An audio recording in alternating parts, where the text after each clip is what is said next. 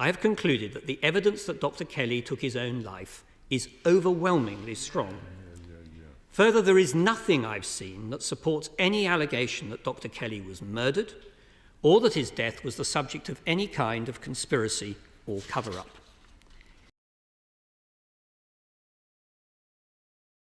Law number 26. Keep your hands clean. As written in Niccolò Machiavelli's letter to the prince, Cesare Borgia was using Ramiro di Orco as a tool to take gruesome action against all of his enemies. In the end, he used him as a scapegoat, put the full blame on di Orco, and threw lavish banquets for the common folk, presenting not only his clean slate, but positive change. It is the ultimate act of betrayal. You must seem a paragon of civility and efficiency. Your hands are never soiled by mistakes and nasty deeds. Maintain such a spotless appearance by using others as unwitting pawns and screens to disguise your involvement. Hey, fuck, nigga, what the fuck you just doing with the towel, man? I was drying my hands. Well, you supposed to wash them first. Well, you watched me wash them. I watched you get them wet. I was washing them. This shit's hard to get off. Maybe if you had lava, I could have done a better job. Part 1. Conceal your mistakes. Have a scapegoat around to take the blame. Our good name and reputation depend more on what we conceal than on what we reveal. Everyone makes mistakes, but those who are truly clever manage to hide them and to make sure someone else is blamed. Well, that seems to be the situation. To have someone's back only to find out they've been using you this whole time. Avoid falling into the trap of being someone's cat's paw or scapegoat. A convenient scapegoat should always be kept around for such moments. We clear? Observance of the law. Near the end of the 2nd century A.D., as China's mighty Han Empire slowly collapsed, the great general and imperial minister Cao Cao emerged as the most powerful man in the country. Seeking to extend his power base and to rid himself of the last of his rivals, Cao Cao began a campaign to take control of the strategically vital Central Plain. Now, here's the situation. During the siege of a key city, he slightly miscalculated the timing for supplies of grain to arrive from the capital. As he waited for the shipment to come in, the army ran low on food, and Cao Cao was forced to order the chief of commissariat to reduce its rations. Cao Cao kept a tight rein on the army and ran a network of informers. His spies soon reported that the men were complaining, grumbling that he was living well while they themselves had barely enough to eat. Perhaps Cao Cao was keeping the food for himself, they murmured. If the grumbling spread, Cao Cao could have a mutiny on his hands. Be cool, honey bunny, be cool. He summoned the chief of commissariat to his tent. I want to ask you to lend me something, and you must not refuse, Cao Cao told the chief. Well, that seems to be the situation. What is it? The chief replied. I want the loan of your head. But I don't want that. And you don't want that. And Ringo here definitely doesn't want that. To show to the troops, said Cao Cao. But I've done nothing wrong, cried the chief. I know, said Cao Cao with a sigh, but if I do not put you to death, there will be a mutiny. Do not grieve. After you're gone, I'll look after your family. Put this way, the request left the chief no choice. We're not going to do anything stupid, are we? So he resigned himself to his fate and was beheaded that very day. I gotta go pee. Seeing his head on public display, the soldiers stopped grumbling. Some saw through Cao Cao's gesture, but kept quiet, stunned and intimidated by his violence. I'm gonna go home. And most accepted his version of who was to blame, preferring to believe in his wisdom and fairness than in his incompetence and cruelty. Interpretation. Occasional mistakes are inevitable. The world is just too unpredictable.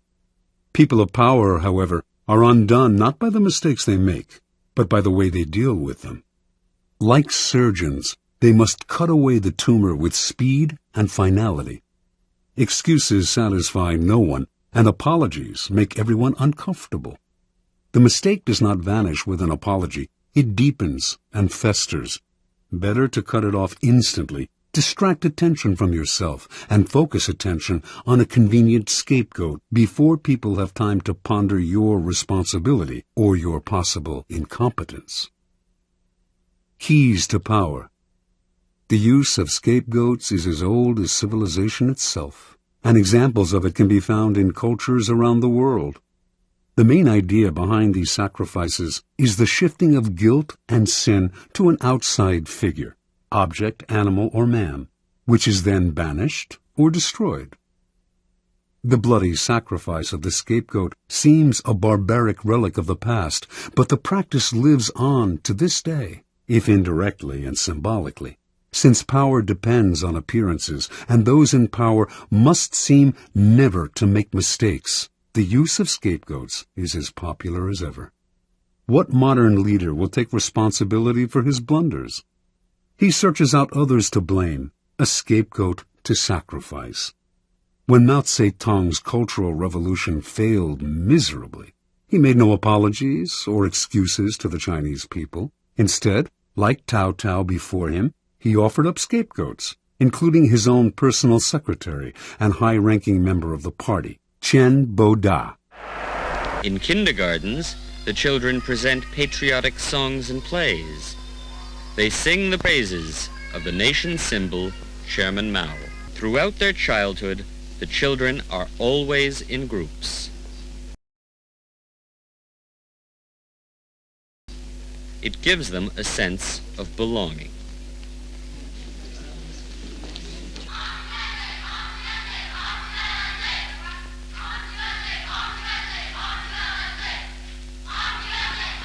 Practically every subject in school has some political content. Since the Cultural Revolution, education has been reorganized. Political instruction and practical experience have preference over theoretical study.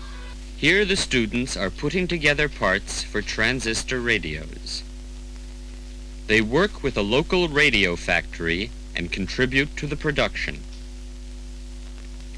They spend half of their time in the school workshops. Be cool, honey bunny, be cool. The secondary school students are expected to earn their keep by doing useful, productive work.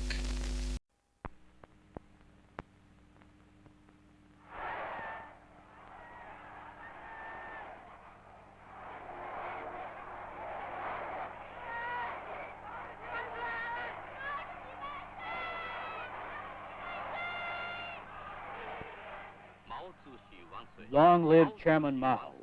Long live Chairman Mao. Behind those faces lurks fanaticism, the fanaticism that made the Chinese Communist Revolution. It is National Day, 1 October 1966, and the great proletarian cultural revolution has just begun. Old culture, old ideology, old customs, old traditions, all of the olds must be destroyed. Anything feudalistic, capitalistic, or revisionistic was destroyed or changed to suit the needs of revolution. Be cool, honey bunny, be cool. No problem, I got it under control. Names of towns and streets and even localities were changed. Wall newspapers were plastered in cities and towns, often criticizing men long established.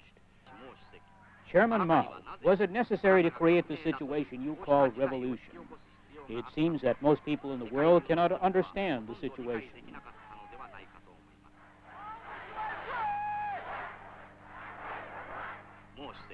Chairman Mao, for the last 30 years you fought through revolutions and battles and won a victory.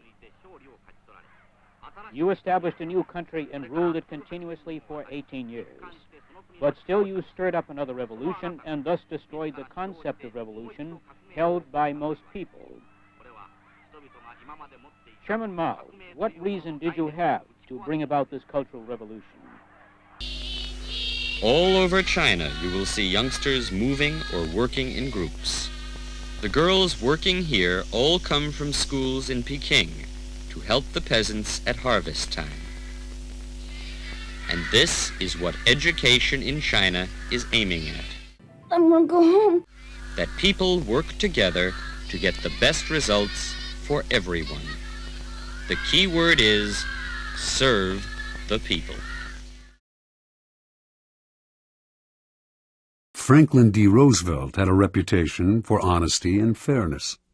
Throughout his career, however, he faced many situations in which being the nice guy would have spelled political disaster. One of the criticisms that could be leveled at Franklin Roosevelt is that he was too controlling of his administration, as he was notoriously devious and conniving in his dealings, and famously once said that he never let his right hand know what his left hand was doing. We clear? This control and secrecy even extended to his last vice president, Harry Truman, who was kept in the dark about many of Roosevelt's plans during World War II, including the United States nuclear weapons program. Yet he could not be seen as the agent of any foul play. For 20 years, then, his secretary, Lewis Howe, handled the backroom deals, the manipulation of the press, the underhanded campaign maneuvers. And whenever a mistake was committed, or a dirty trick contradicting Roosevelt's carefully crafted image became public, Howe served as a scapegoat and never complained. Be cool, honey bunny, be cool. History has time and again shown the value of using a close associate as a scapegoat. This is known as the fall of the favorite. Most kings had a personal favorite at court, a man whom they singled out, sometimes for no apparent reason, and lavished with favors and attention. But this court favorite could serve as a convenient scapegoat in case of a threat to the king's reputation. We clear? The public would readily believe in the scapegoat's guilt. Why would the king sacrifice his favorite unless he were guilty? We're not gonna do anything stupid, are we? And the other courtiers, resentful of the favorite anyway, would rejoice at his downfall. The king, meanwhile, would rid himself of a man who by that time had probably learned too much about him, perhaps becoming arrogant and even disdainful of him. Choosing a close associate as a scapegoat has the same value as the fall of the favorite.